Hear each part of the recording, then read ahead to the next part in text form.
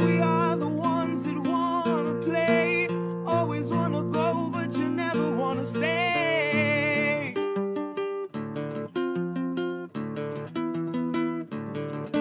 And we are the ones that wanna choose, always wanna play, but you never wanna lose.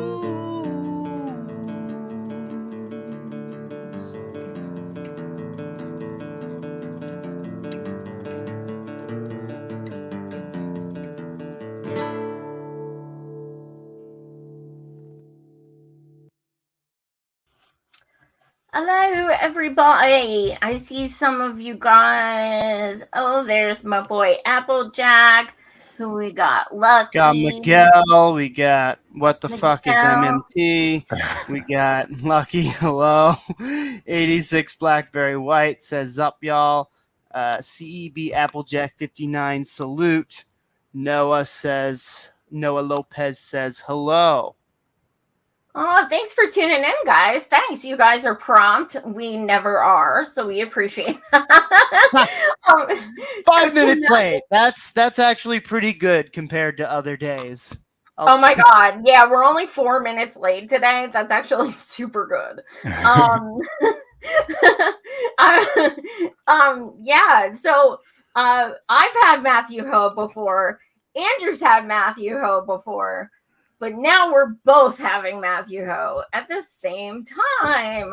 So thank you so much for coming back, Matthew. A lot of people were hype about this. If you guys aren't familiar with Matthew, he ran green and actually had the balls to take on the Dems when they were treating him unfairly during the primary. So thanks again, Matthew. If you want to just kind of introduce yourself a little. Yeah, thanks for having me here with you guys. Excuse me. Yeah, and thanks everyone for joining. And I am down here in Wake Forest, North Carolina. And yeah, look forward to talking with you all. Awesome.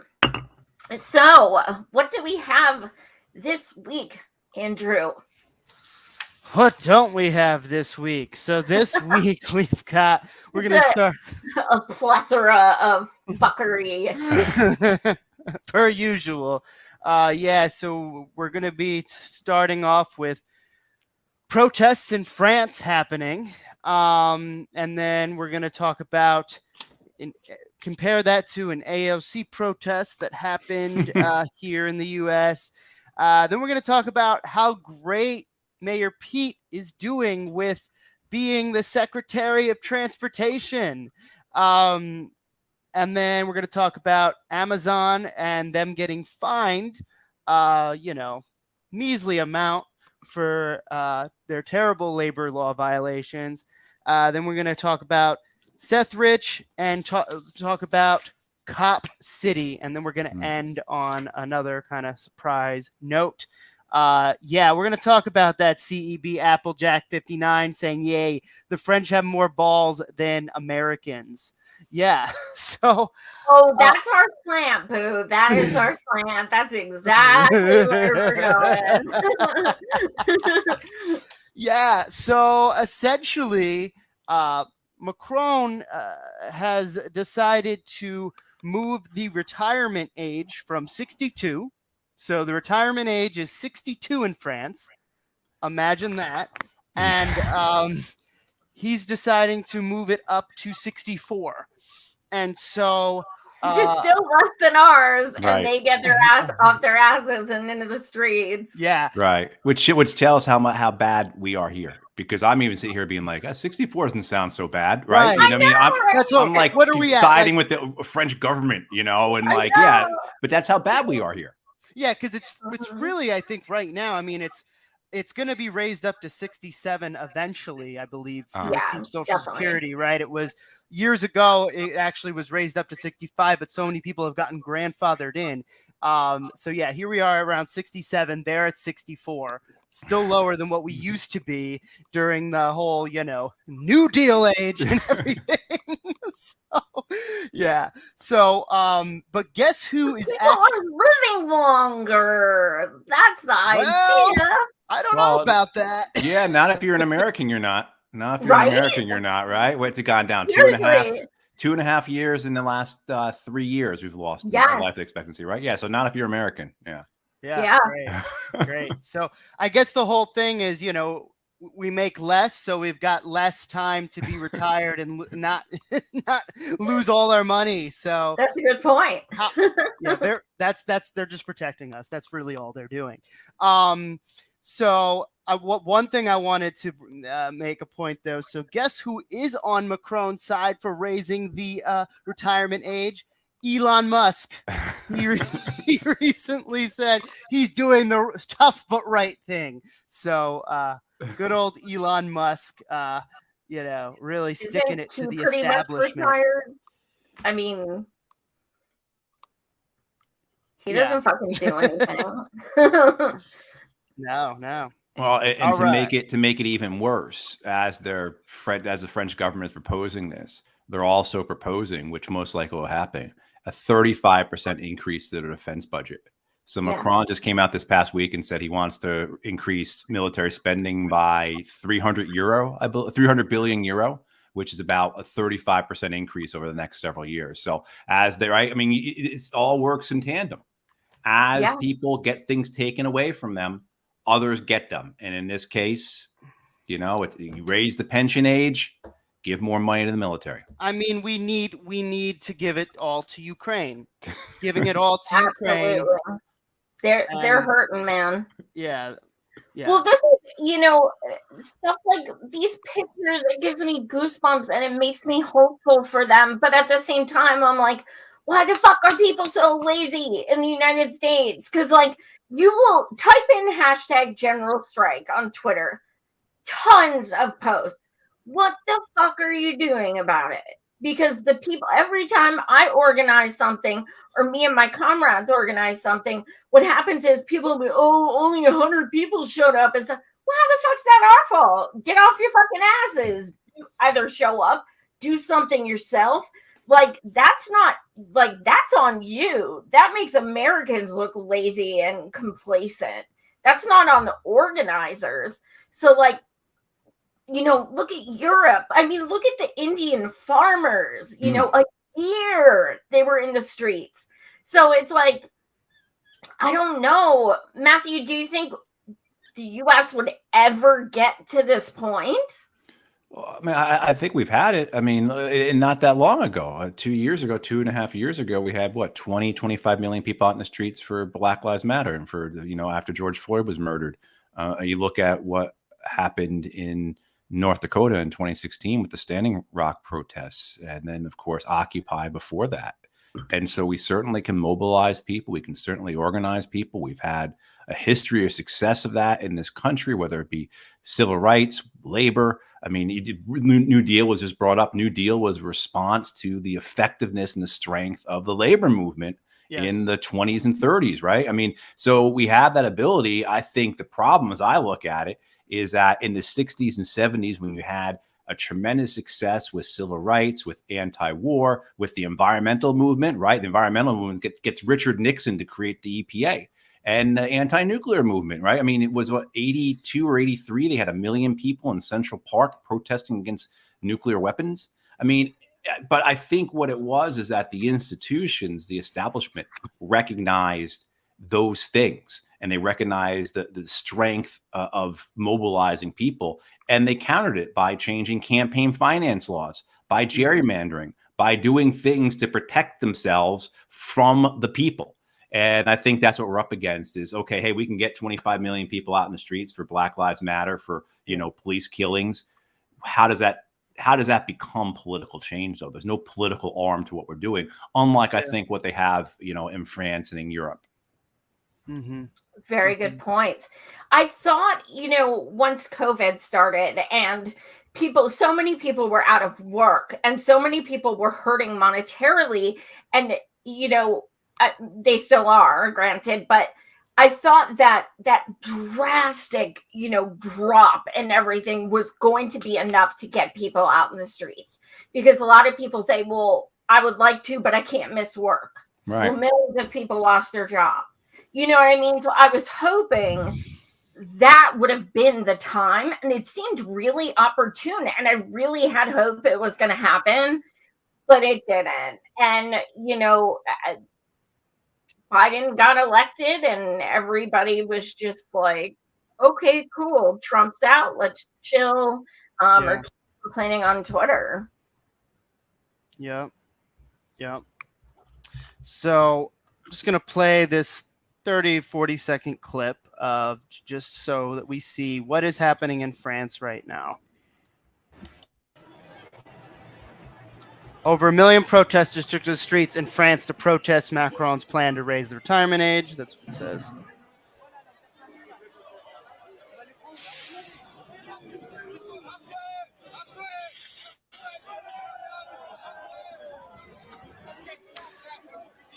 I was reading they sent 10,000 cops out there to try and quell this. But there were over 1 million people. Yeah, and 10,000 cops. Good ratio. I know, right? Yeah, and ironically, I mean, the New York Times is reporting on this, so because it's not the U.S. If it were the U.S., they'd be like, "Oh, we ain't going there." Right. Exactly. Props to them, man. Seriously, like serious props to everyone in the streets right now. Solidarity, 100%. And they've been at it for a while. I mean, for a long while. I mean, history of labor in France, right? But even just a few years ago, was it 2019? You had the yellow vest protests. Was that before? That was before Corona, right? Before COVID, yes. Right? Yeah. So yeah, I mean, so building upon what has happened, and certainly they've had, as you pointed out, if they've had lots of strikes. I mean, over the years, you watch the French truckers, the French trains, the sanitation workers, others who have struck. And yeah, I mean, exactly. More power to these guys in solidarity to them. I think they know how to use the leverage way more than Americans do.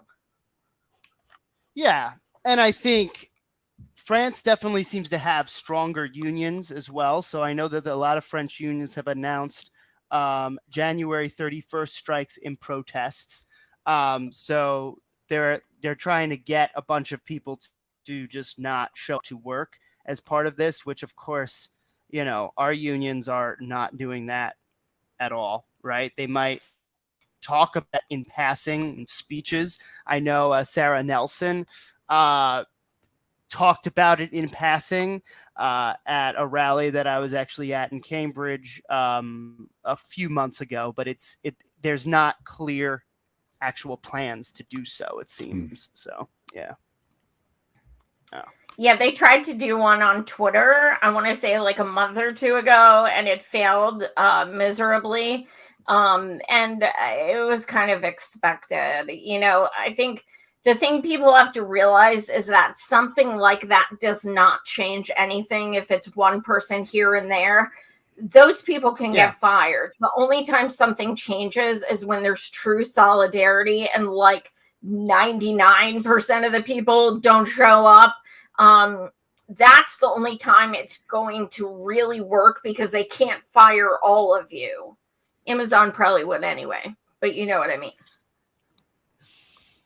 Yeah, no, 100%. So here we have a protest. Well, one person speaking out at an AOC town hall. So Joy, do you want to take this one? I'll add this to the stream. Anything you want to say beforehand, or should we just watch it?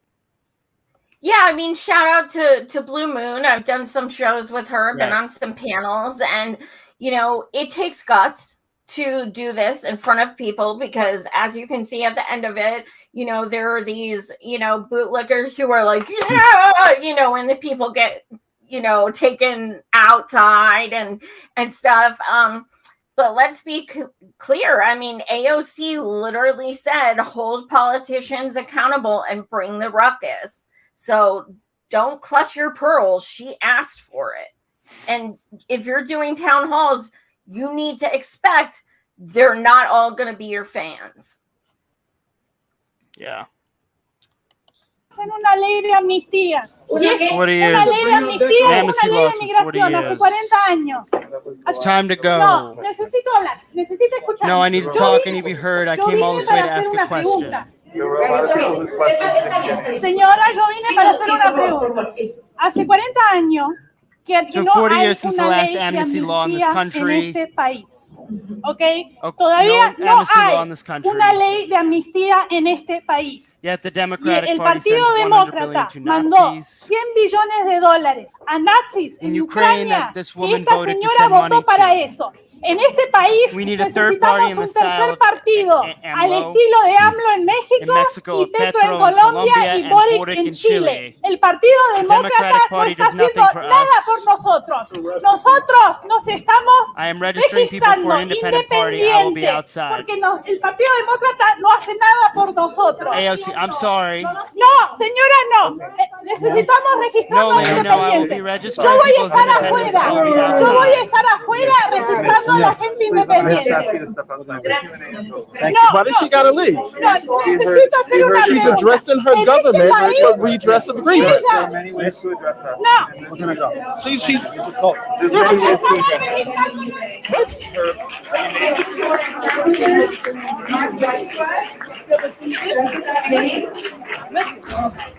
Brenda Leon, Alvaro Ortiz Vasquez, as well as translation services by So I've been to plenty of town halls, and a lot of times they pre-screen the comments. Mm-hmm. You know what I mean? So you gotta give fake ones or just completely disrupt. Those are your choices. But the fact of the matter is the way people react to this, or even the leftists, are very predictable. Well, the way that she's being attacked is actually making me feel bad for her. No. Our job is to make them uncomfortable. She should be uncomfortable. She makes these decisions. We don't have to agree with them. She's supposed to represent us. We do not have to kiss her ass. So many of these people are the ones who knocked doors for her, are the ones who made phone calls for her, are the ones who donated to her, and then she turned around and gave it to freaking corporate stooges, the same donation she was given. Connor Lamb. Yeah, so it's like, I mean, they need to be held accountable and held responsible. Period. Nobody is, I don't even know what the word I'm saying. Everybody should freaking be held accountable. No one is excluded from that. And if they are, you're probably a fangirl and not a serious person. Matthew, what's your take when you see something like that? Oh, I don't know what the issue was here. I mean, I thought the way you guys prepped it, I thought there would be chairs flying, that right? screaming, like a dog running loose through the thing or something, like there'd be real pandemonium. And no, she was speaking loudly, but she was also at the back of the room, Yeah. So I don't know if people thought they're upset because her voice seemed raised or something. I don't know, but no, it seemed like it seemed exactly how those things are supposed to go. And I'm not really sure how it ended, what the congresswoman said or did. It seemed like it was kind of all packed up and we're starting to leave. But that's how those things are supposed to be. There was no name calling. It wasn't vicious. It wasn't. I mean, I get the emails from representatives and from senators.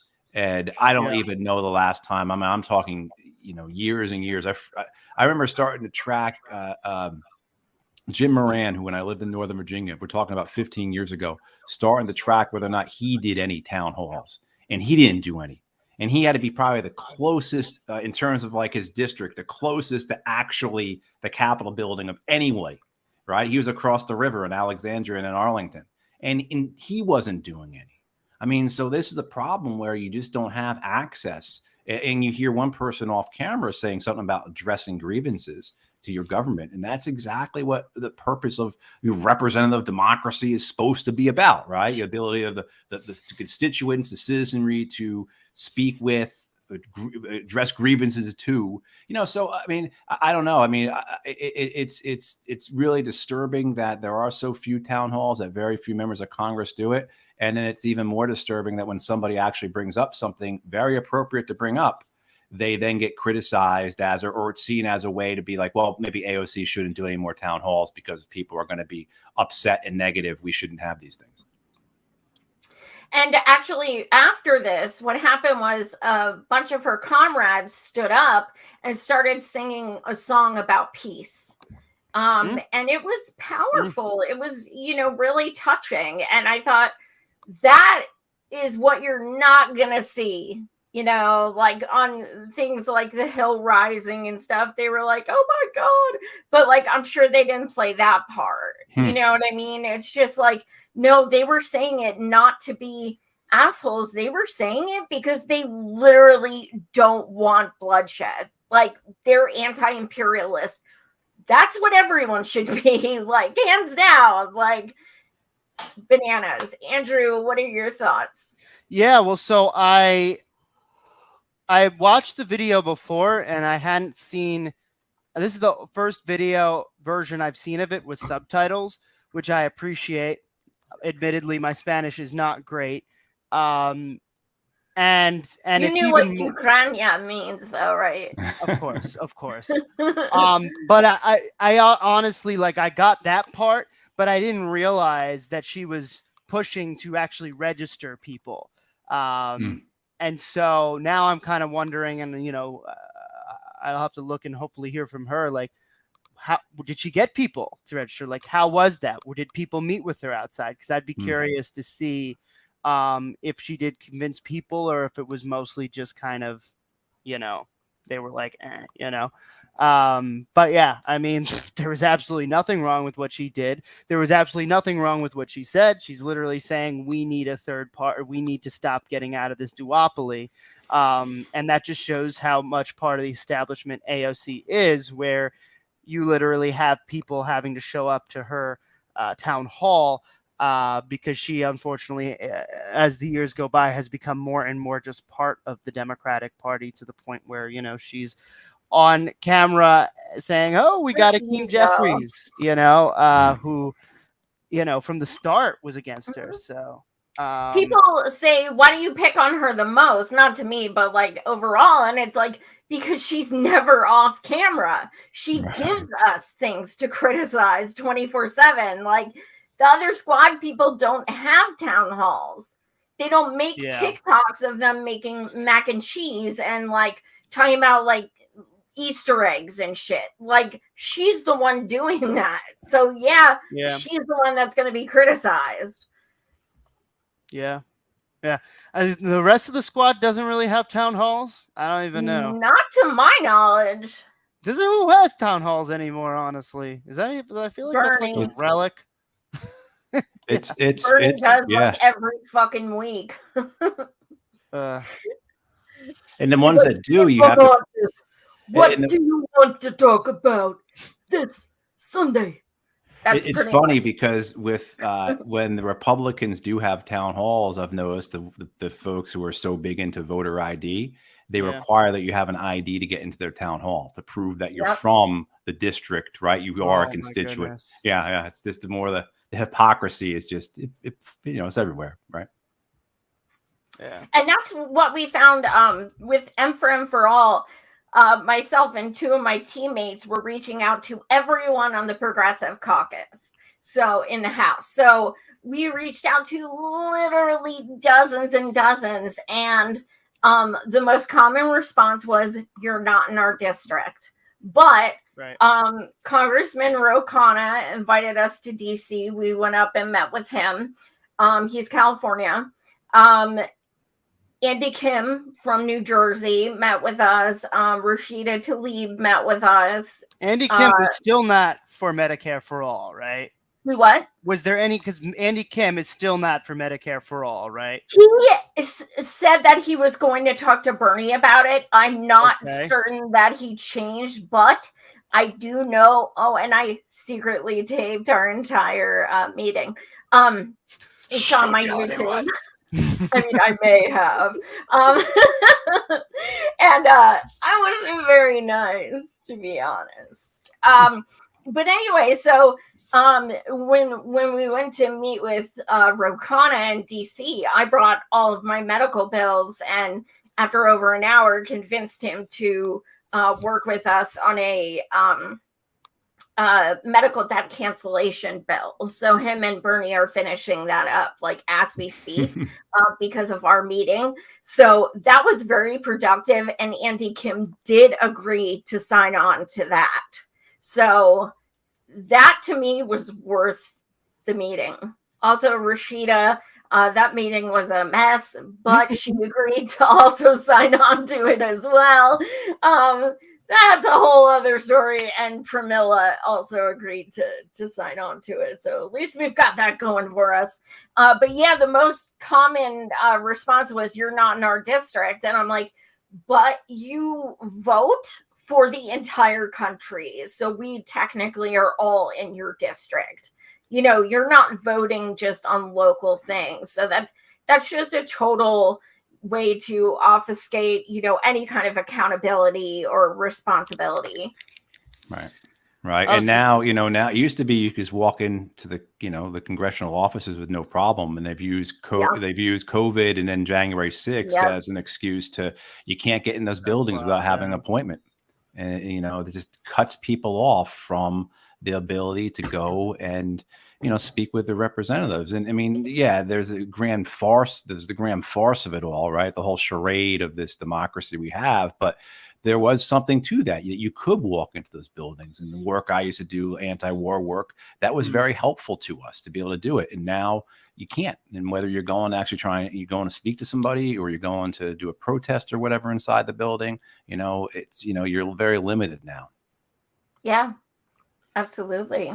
I was going to say, Joy, right now, Pramila Jayapal is for canceling medical debt, but you never know. Those letters, she might send a letter to be like, wait, no, the Democratic overlords are saying no. Let's back off. Oh yeah, like I don't take anyone's word for anything. And Ro's gonna send us the bill before like the legislation and have us review it. And I'm going to be very outspoken about it. Because if it was our idea and we're the ones that pushed it, I want it to actually be good enough. Whether it passes or not, I wanted to at least get people talking about the severity of the millions of people hurting from medical debt, which people rarely talk about. So that's our goal. So, I mean, we're just going to keep holding it down. You just have to be, you don't go up and give hugs and stuff. You give them the savage, and they respect you way more, and they listen to you way more than if you go there and you're like, hi, can I have a selfie? Not my style. Hell no. So, what's next on the agenda? Right. So let's talk about some of the airlines. So this is interesting. This came out. So airline CEO admits ticket scam permitted by Buttigieg. Look at that. Wow. Of course. Look at that face. There's a lot of scams going on. Like, come on. The recent holiday travel meltdown wasn't a fluke or a one-off. Cancellations will continue because airlines routinely sell tickets for flights they know they may not be able to staff and operate, the chief executive of United Airlines told investors yesterday. So what we all knew is now just being told, the stunning admission from the highest reaches of the airline industry confirms a warning sent by state attorneys generals to Transportation Secretary Pete prior to the December travel meltdown. However, Buttigieg has not used his power to crack down on the problem, as those state officials have demanded. In unusually candid comments to company investors, United CEO Scott Kirby said ongoing cancellations amongst competitors are happening because the airlines are advertising schedules they can't actually fly. There are a number of airlines who cannot fly their schedules, he said. The customers are paying the price. They're canceling a lot of flights, but they simply can't fly the schedules today. Referencing the December travel meltdown, he added, what happened last year is what I think is going to happen next year, adding that his own company's service was far more reliable thanks to investments in staffing and technology. Complaints against the airlines, including United, more than tripled in the first year of the pandemic as companies routinely sold tickets for flights they could not adequately staff, canceled the flights at the last minute, and slow-walked or withheld refunds while collecting billions in taxpayer bailouts. And then the behavior prompted 34 attorneys to write to Buttigieg on December 16th, asking his agency to require airlines to advertise and sell only flights that they have adequate personnel to fly and support, and perform regular audits of airlines to ensure compliance and impose fines on airlines that do not comply. And so despite the demands and subsequent holiday travel debacle, Buttigieg's agency has been delaying the rulemaking process amidst industry pushback. The airline's top Washington lobbying group is currently seeking a public hearing that would further postpone a final rule. And so, I mean, I think, again, this is kind of what we all knew. There's one woman that was talking about how, sorry, can you all hear me? Mhm. Yeah. Yeah. Good. Okay. It was saying that my service was weak, so hopefully we're good. But there's been examples of people who have gotten their flights canceled, and then they go on the website, and the choices they have are very convoluted. One woman was reporting that she, back in 2020, when she canceled when her flight got canceled, she was given some like alternative credit. She was given some credit to then reschedule a flight, but did not have the choice of getting a refund at all until a year later. Then she could get a refund, right? So they're doing all these like weird things to keep their money or give it back a little bit, but not a lot.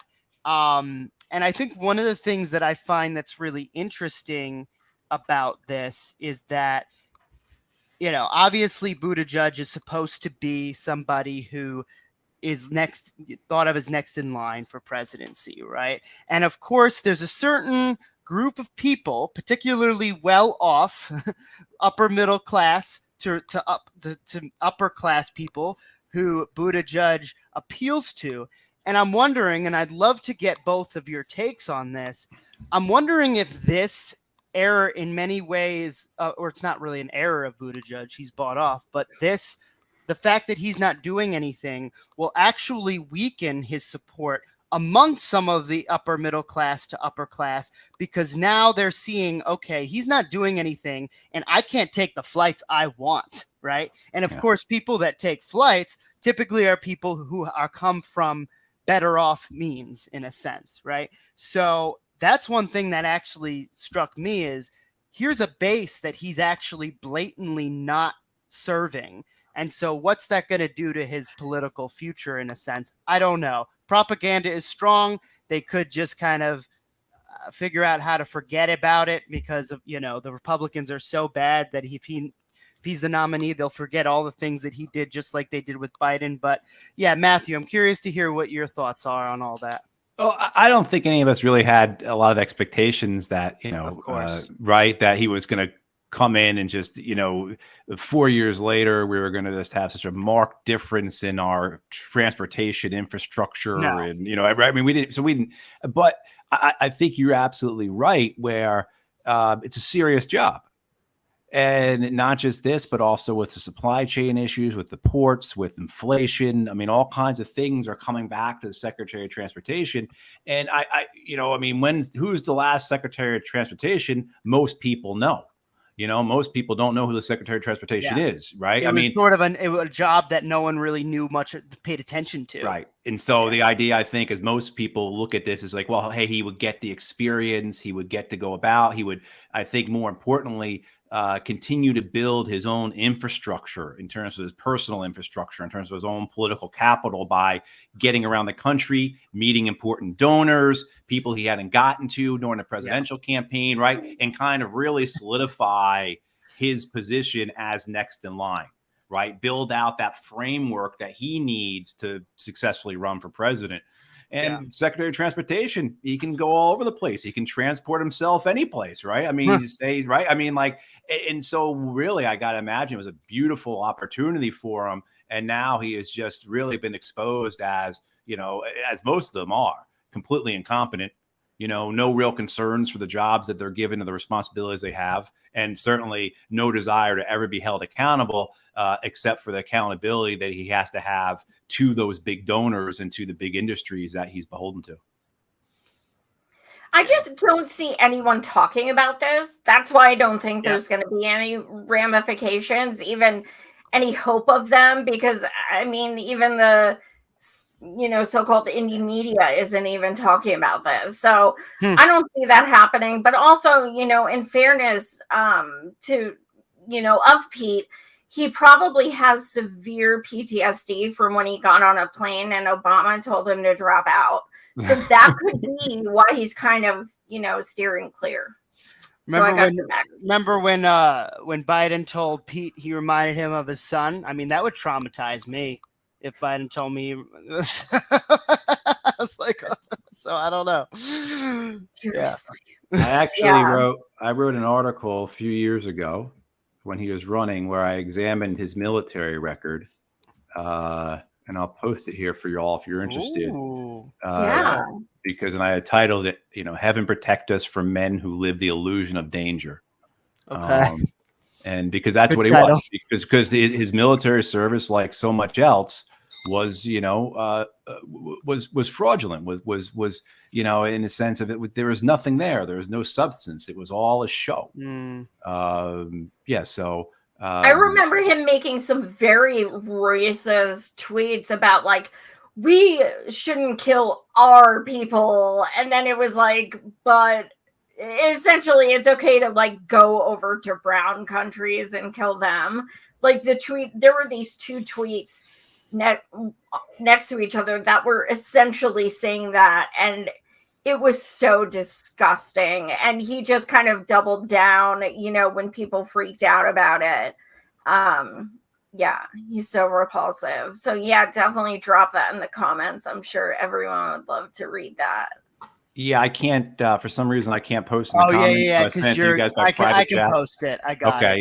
Yeah, but I think it'd be interesting. There's two parts to the article. One is about his lack of service, but was dressed up. And at that time during the campaign, you know, you went to a rally of his and there was a big life-size, you know, image of him with a rifle and everything else, really extolling how he was, you had been in the war in Afghanistan and, you know, a true warrior and all this nonsense. And you look at his record, the guy doesn't appear to even have had a security clearance, doesn't appear to have ever gone to any military schools. It seems as if he was just basically in Afghanistan there to get the credit for being in Afghanistan, and really couldn't do any actual work that you would expect of an intelligence officer because he didn't have any of the clearances or any of the training.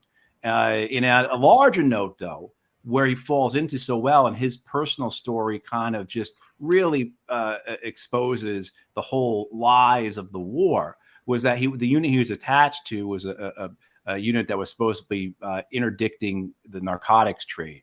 And it just gets into the whole myth of the narcotics trade over there, how the Afghan government was the narcotics trade. It wasn't the Taliban, that the people we put and kept in power, the warlords, they were the drug lords as well. And it's just his personal story, the bullshit of it all, right, really is a personification of the larger lies of the war, you know, and how those are then used for, you know, domestic political purposes.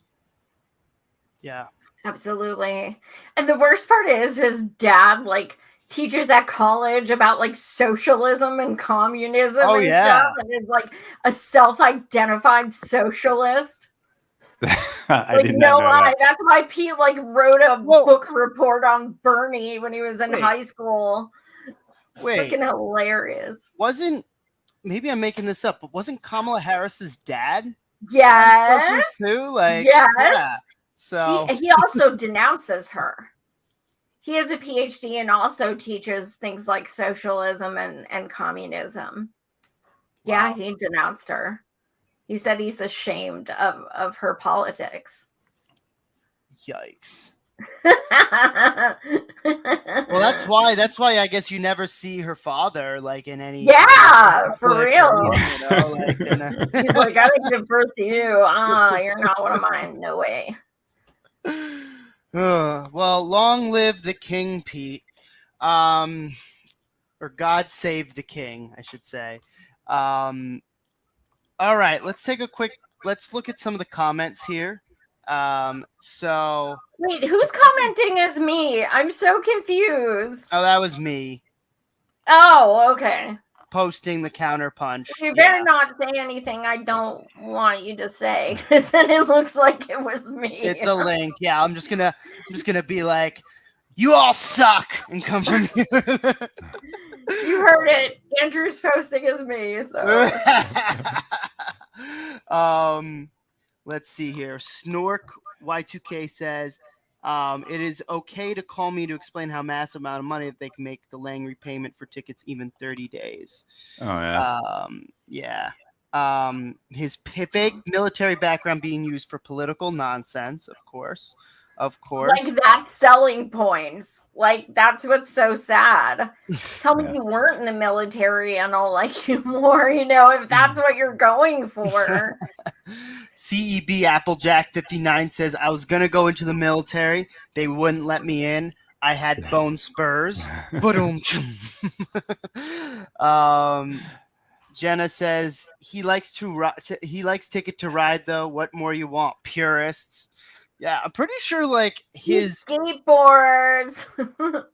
Well, no, that's Beto, right? Does Pete damn skateboard it! too? Sorry. Yeah, get But your he's got Neo high Vance hopes. right.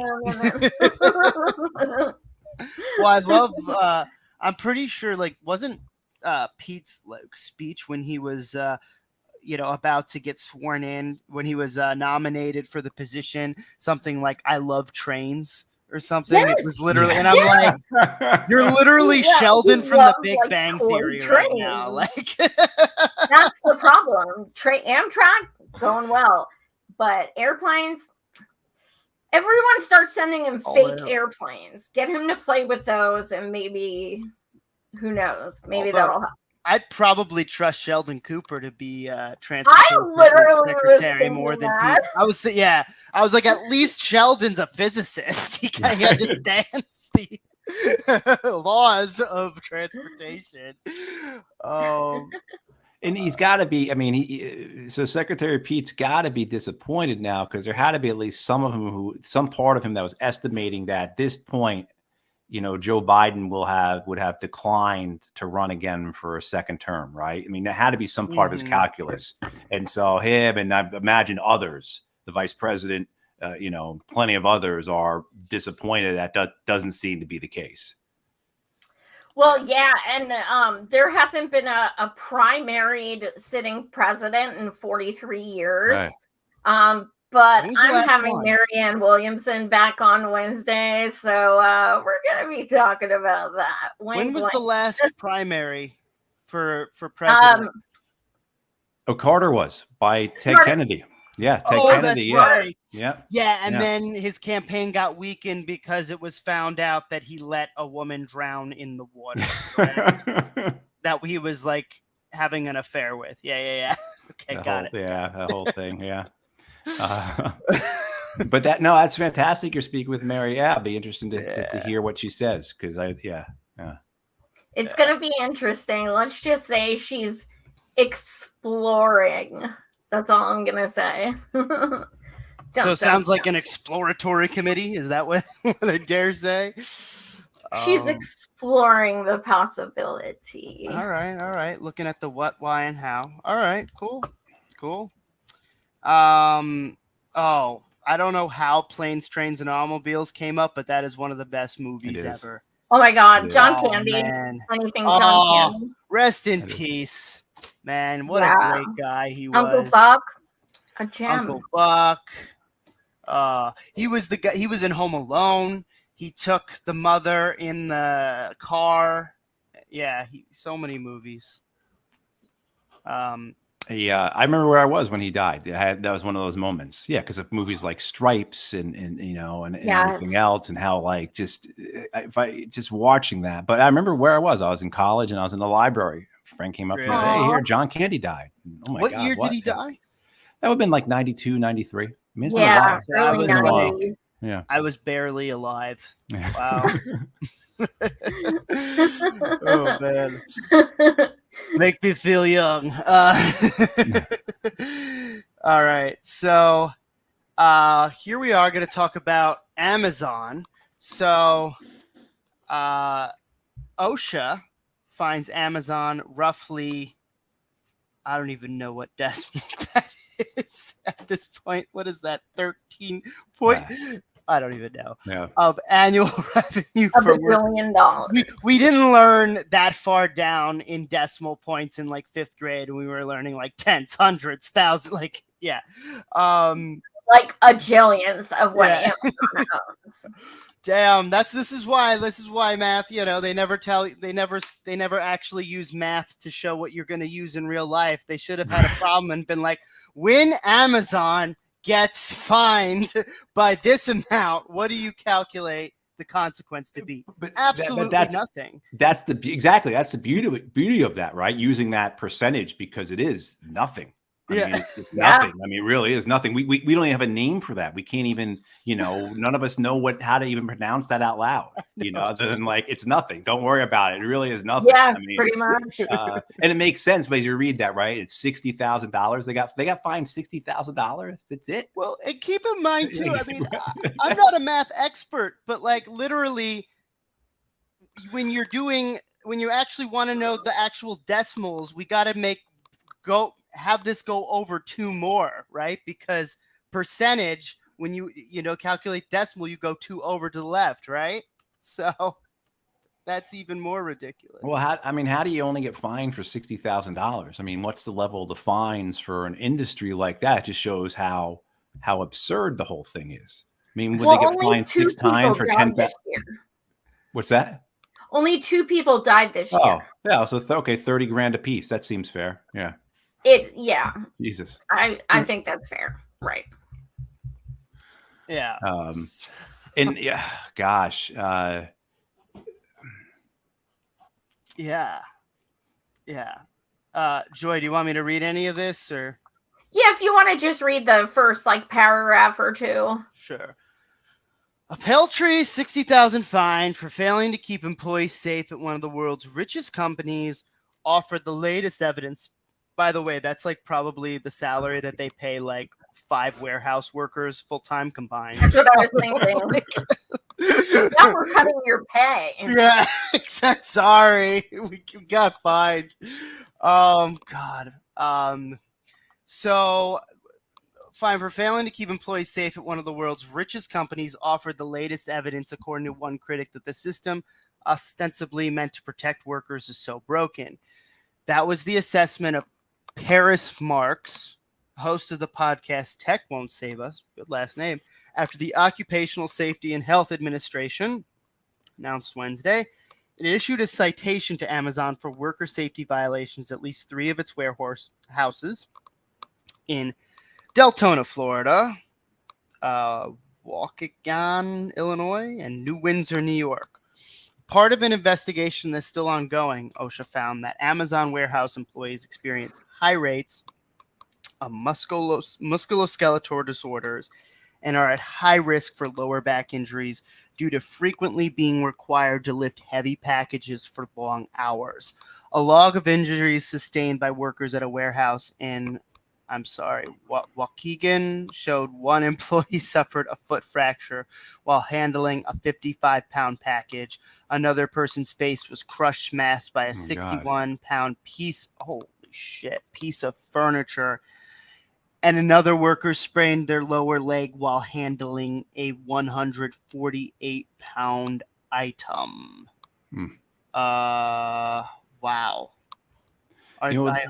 This is what regulatory capture does, right? It allows for there to be regulations, there to be fines for violations of the regulations, but the fines are so minuscule it doesn't matter, right? I mean, Exactly. it doesn't, right? I mean, this is what's done over and over again across industries. There's no real penalty. So why?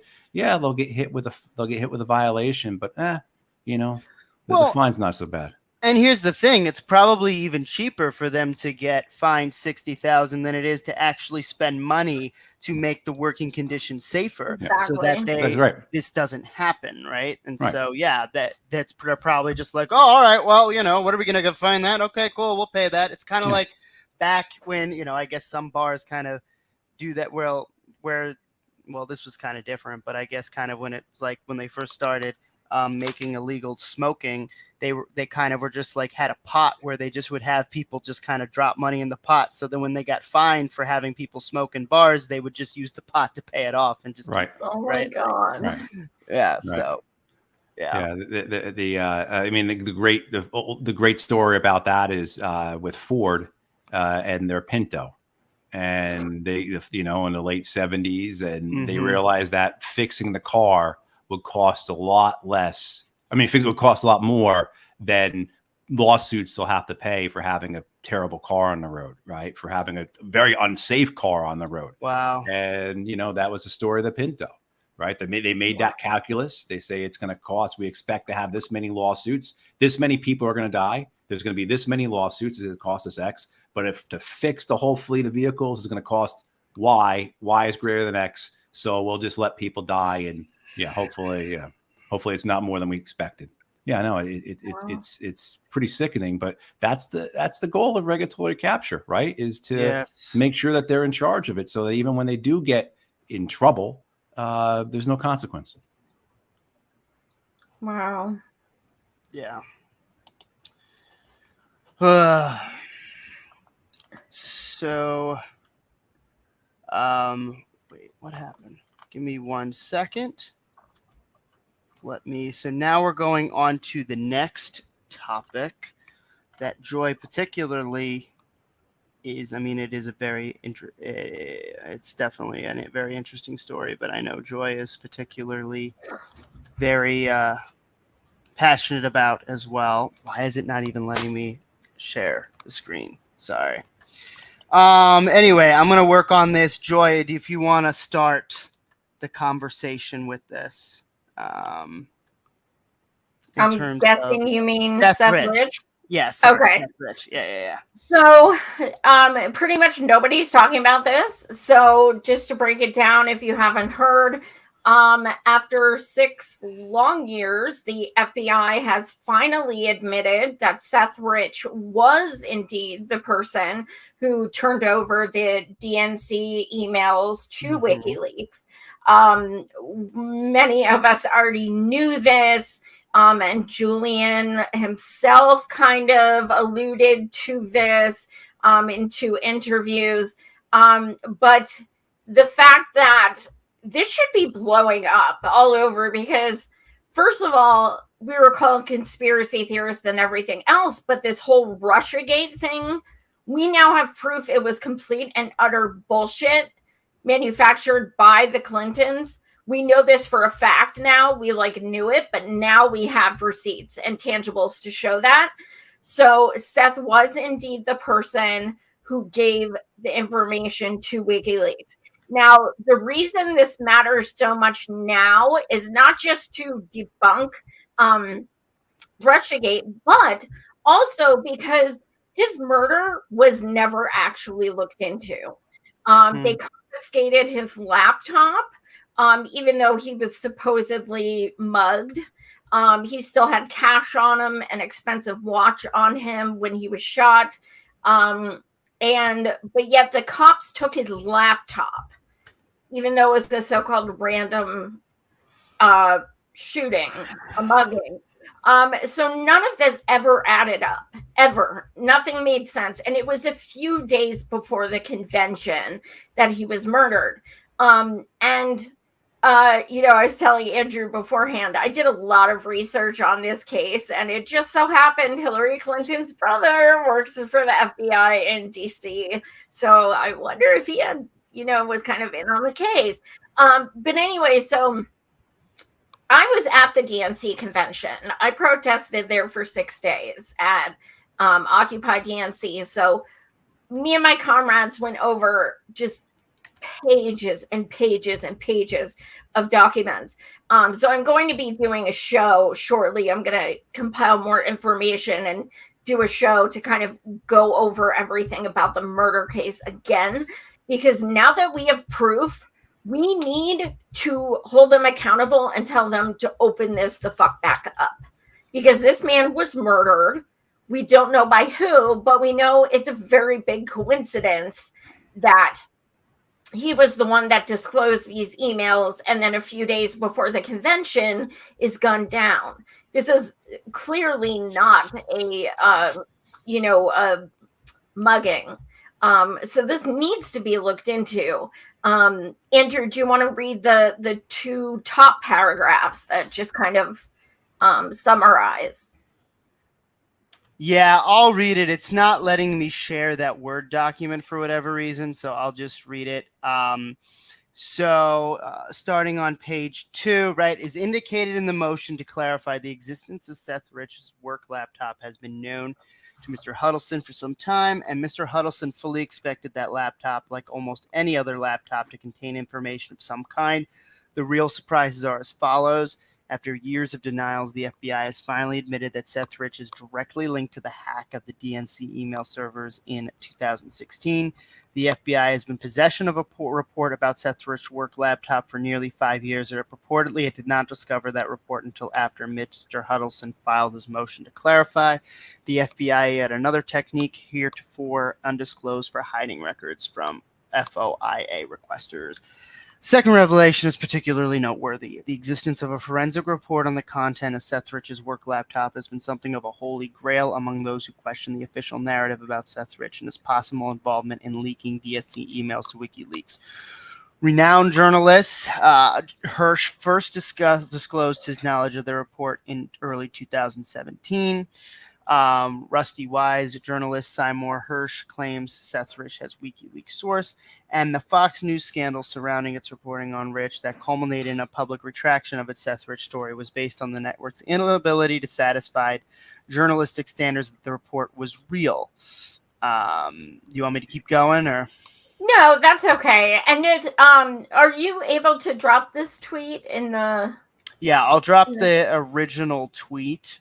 Okay, yeah, and it's then a that can thread. lead them to what I was reading off of. So yeah, that way people can check it out. It's quite lengthy, but the fact of the matter is now we know for certain we're not bananas, and it really was Seth.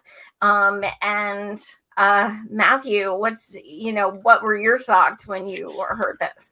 This is actually the first time I'm hearing this. So, oh, really? Yeah, I had not seen this. The work I'm doing, I'm really just focused on anti-war stuff now. So that's all my Twitter feed is and everything else. And so I've not seen this.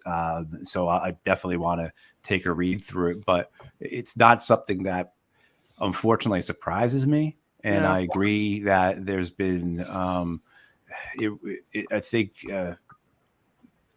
there's obviously more to it. Seymour Hirsch has certainly not been someone that you could say that guy gets everything wrong. You can't trust his work. He's never been right about anything, So, and certainly there is the motive there. There's the aspects of all the things that you would look at and say, okay, this is reasonable. I think a reasonable person would, even though it is, it is quite dramatic, like this idea that you put it down, it comes across as like a novel type of thing or something of a movie. But there's certainly been stuff like this throughout history that has occurred. So, but no, I'm looking for. I'm really interested to read this and learn more about it, and hopefully more becomes. Hopefully, this is the case. If the FBI said this, this allows for much more examination of what actually occurred, although whether or not it will actually get reported on is another thing, and how much will actually be discussed. And kind of as we said just before about Secretary Pete,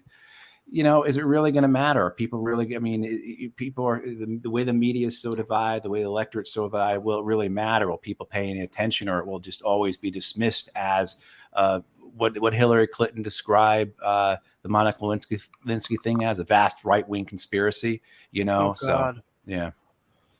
And she said about Julian, can't we just drone this guy? Oh yeah. So, I mean, like, actually, after the show, I'm gonna tweet at Hillary and ask for her response. And add this. I'd like to know her response because I'm totally sure she'll respond. So, Oh yeah. I'm sure. Does she even like? Does she even look at her Twitter? I feel like it's just a bunch of people. she who work probably for her that looks just, at all like, the praise and all the yes Probably. queen. that Like, that her work that her the people who work for her probably like send over, and it's like, oh look, right. Keith Oberman speaking well of you today. Yeah, exactly. Yeah. So wanted to talk a little bit about Cop City and some of the things that have been happening in Cop City. I think it's good to kind of zoom out a little bit and talk about what exactly Cop City is. So, the Atlanta Police Foundation, which is a private organization, was given permission in 2021 to build Cop City.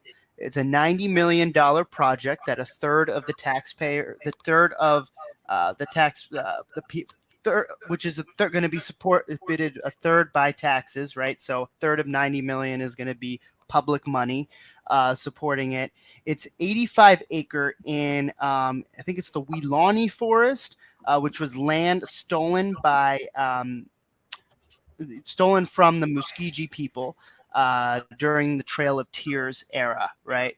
And so this 85 acres has been various, I think, yeah, I don't know why I'm echoing.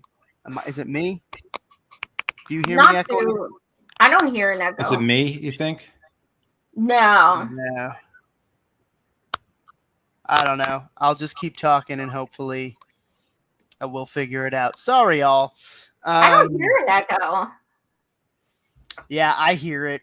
It's kind of coming back into my ears, but it's better now. Good. Yeah. Well, it's not me anymore, Applejack 59.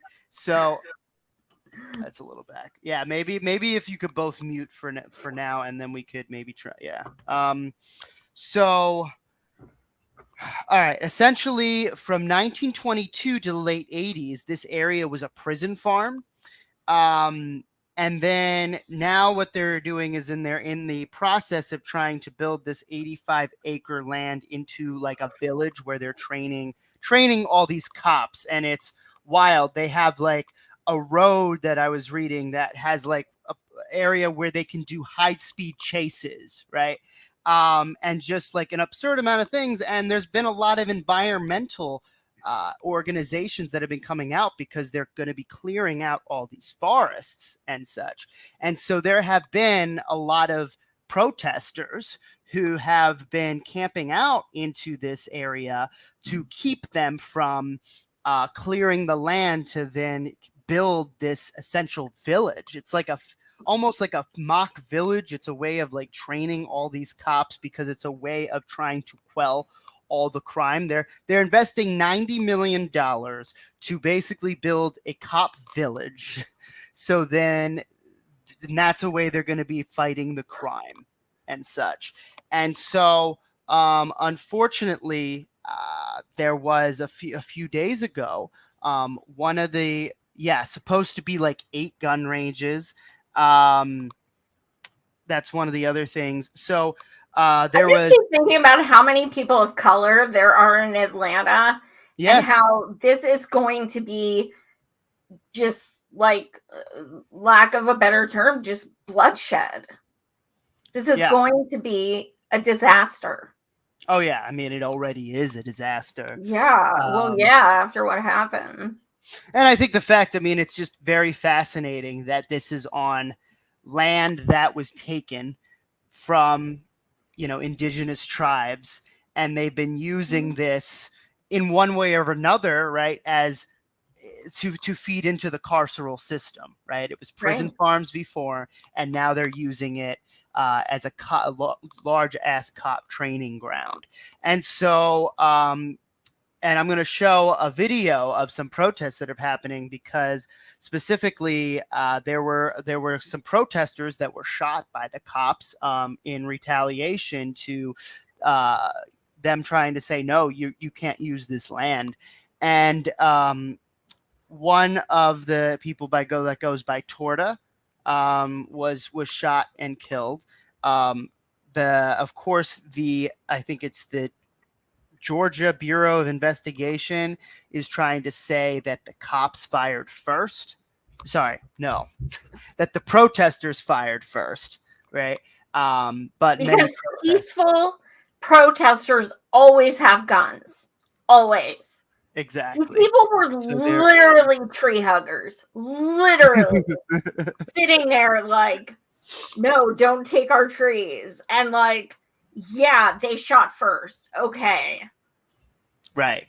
So now there's been, over the past couple days, the protests have started to escalate. And so I'm just going to show a quick video of this that's been happening right now, or not in the last couple days.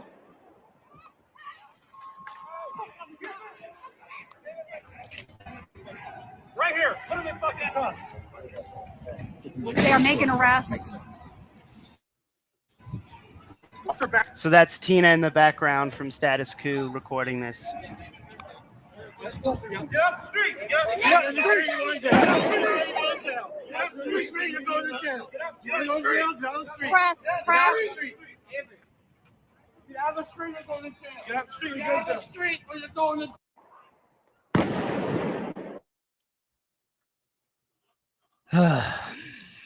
So if that's all just for protesting what they're going to be doing, and they're already like freaking out at these protesters, this is not going to be good once it actually starts.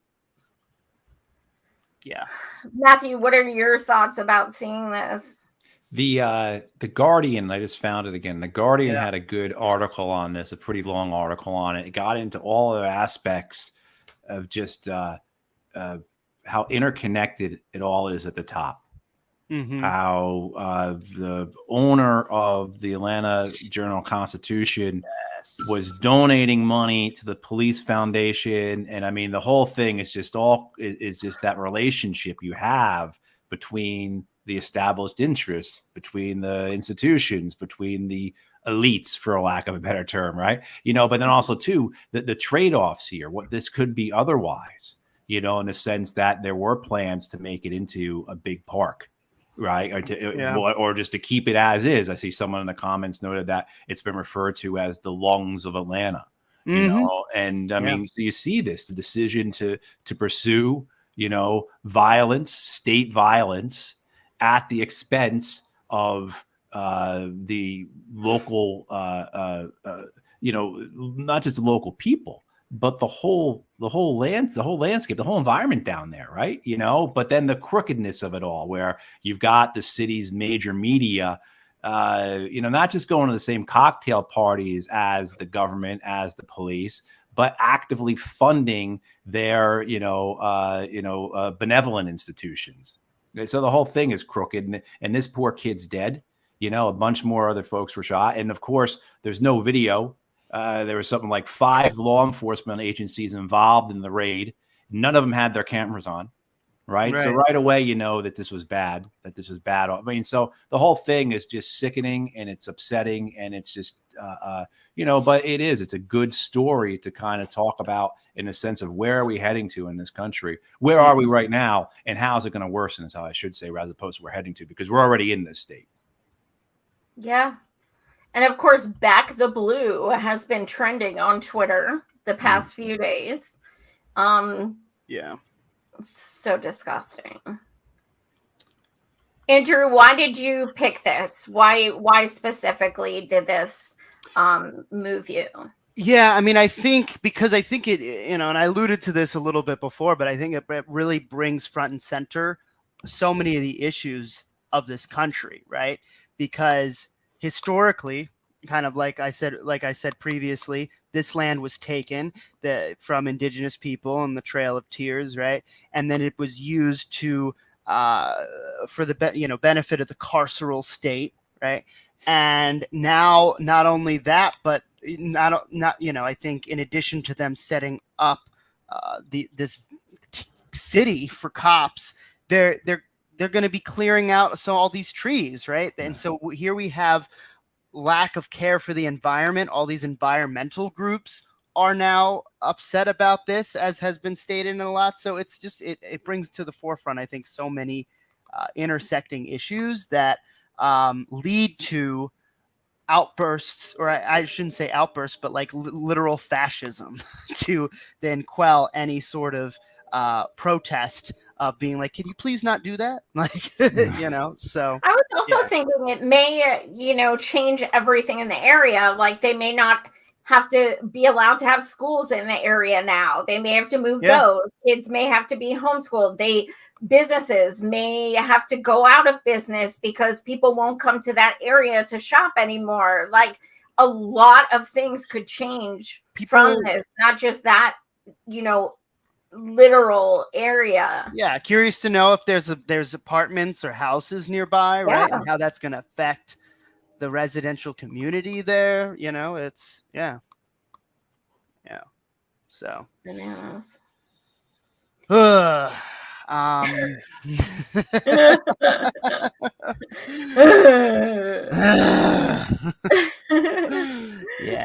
That was our last story, wasn't it? Yeah. So you wanted to show a video of Ellie, correct? Yeah. So this woman is amazing, and I'm gonna make an announcement after the video, but if you don't follow her on Twitter, please do. She's actually a therapist, like an actual psychiatrist who left her profession to become a comedian.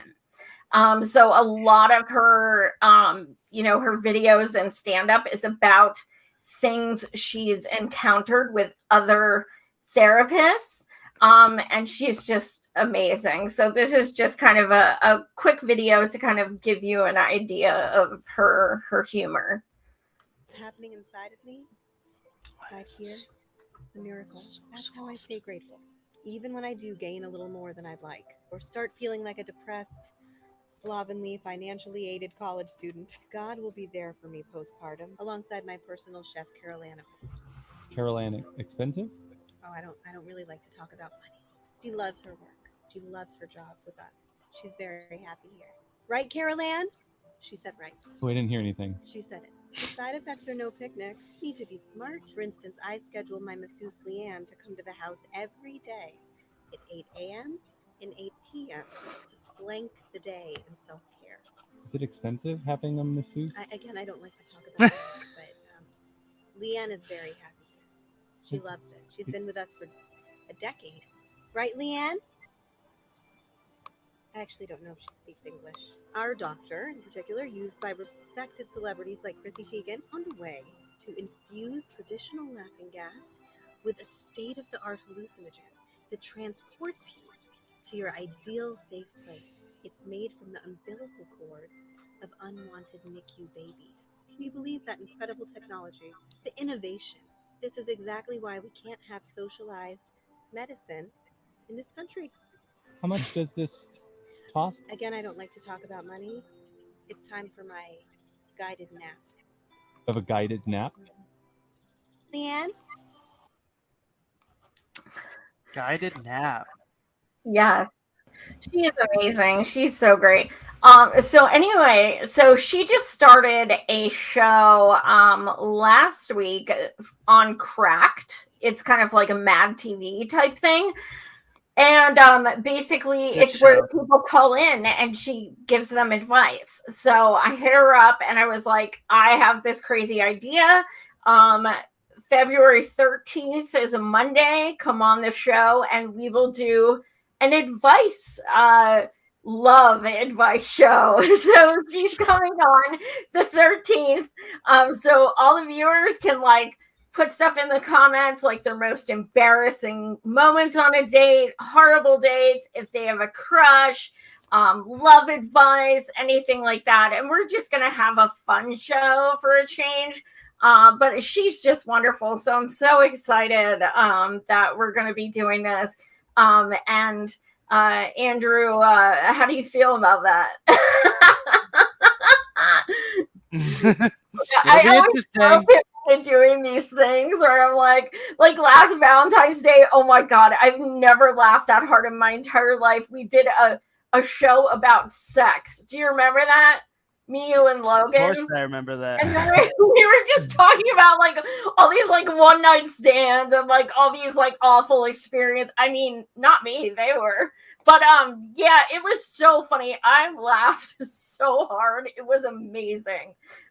So yeah, hopefully this time will also be quite humorous. So also, Andrew, what do you have coming up? Not too much. Yeah, not much.